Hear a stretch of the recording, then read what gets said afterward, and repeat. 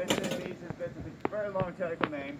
So much so that even the soldiers stationed here over 130 years ago would very rarely call it that long title.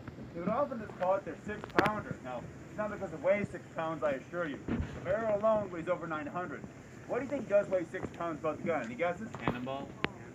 Cannonball, exactly, the shot. This cannon could lob a 6-pound cast iron cannonball up to a mile away, about the edges of Round Island out there. And at that mile-long distance, we could probably hit a tree on Round Island. What tree I couldn't tell you. So that being said, it's not that accurate at range. That's because this gun is a smoothbore. So that means inside the barrel, there are no grooves inside, or no rifling. So there's no twisting putting the ball. So really, it's going to go any direction less bounces. Your more accurate range is more to the half-mile mark. It's about the edge of that stone break wall. So that makes this gun pretty good for defending the harbor and the village of Mackinac down below, which is really what the bow was designed to do for its earlier years, the later 1700s, early 1800s. But you see, me and Sage are representing soldiers of the 1880s. And by then, there's absolutely no threat to Fort Mackinac. By then, it's serving as the headquarters of a national park. And I've never heard of a national park coming under attack. So the only reason that they'll have this old gun is for ceremonial purposes. You'll be firing what are called salute shots. Basically a blank with a cannon, a little bit of gunpowder with no ball to get a bang up to celebrate things, like a firework. And they fire for just about anything really.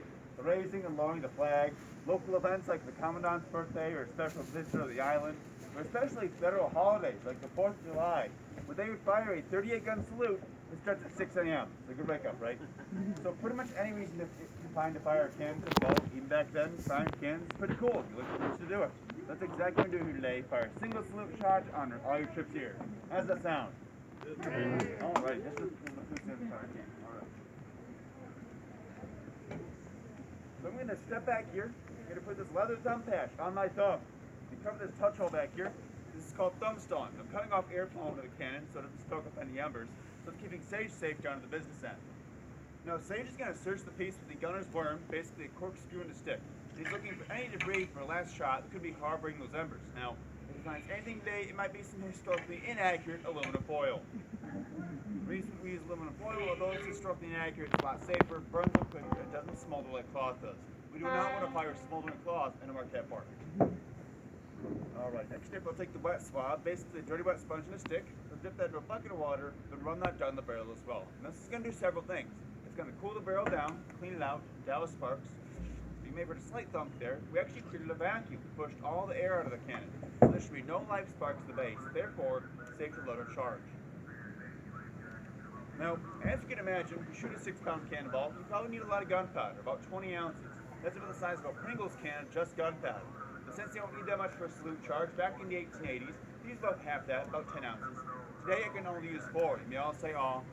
I know I'm such a small charge. But you see, 10 ounces scares the crud out of horses, it rattles windows, and it's been proven to knock paintings off the wall. If you obviously, which we do not want, we use 4. You will still be loud though, I promise. Keep on march. Alright, so now we move into our last step, priming the piece. It's going to set this cannon off.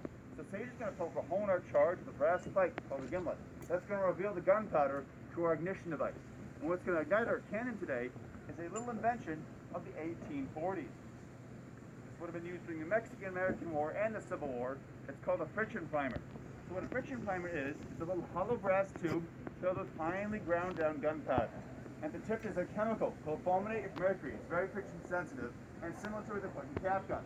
So when you run a pin through it, it will create a spark, and it will send a jet of flame down the tube, igniting a main